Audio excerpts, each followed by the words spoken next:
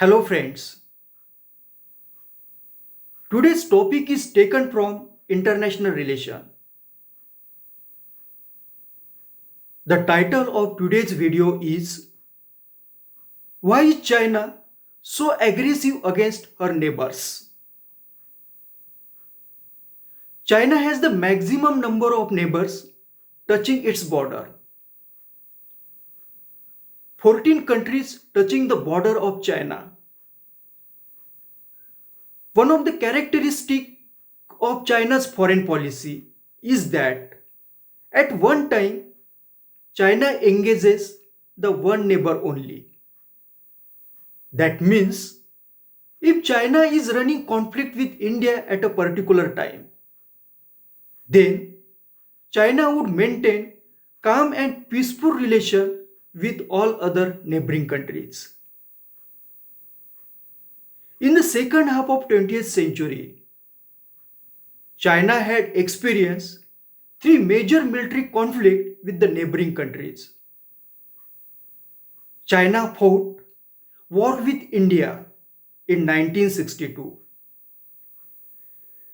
China had fought war with Soviet Union in 1969 and with Vietnam in 1979. Each of the above conflict had been over disputed territories along the border. Now, we discuss the question in the title of video. There are many reasons for China's aggressive attitude towards its neighbor. But I want to share one historical legacy which played significant role in China's foreign policy of today. Today's Republic of China came into existence in 1912. Before that, China was ruled by Qing dynasty or Manchu people. Manchu people lived for many centuries mainly in Manchuria, which is located in northeast China. In the 17th century, these people conquered China and ruled for more than 250 years.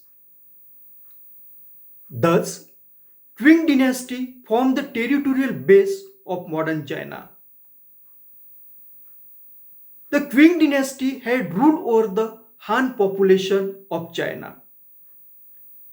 The Han were the majority ethnic group, making up 92% of the mainland population.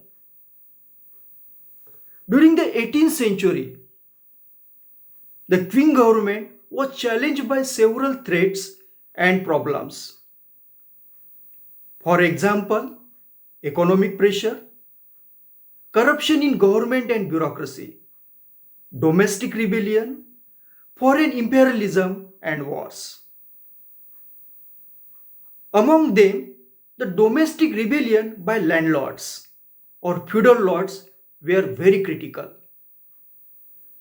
For example, the 1851 Taiping Rebellion in southeastern China was motivated by dissatisfaction with the Qing and Christian belief of rebel leaders.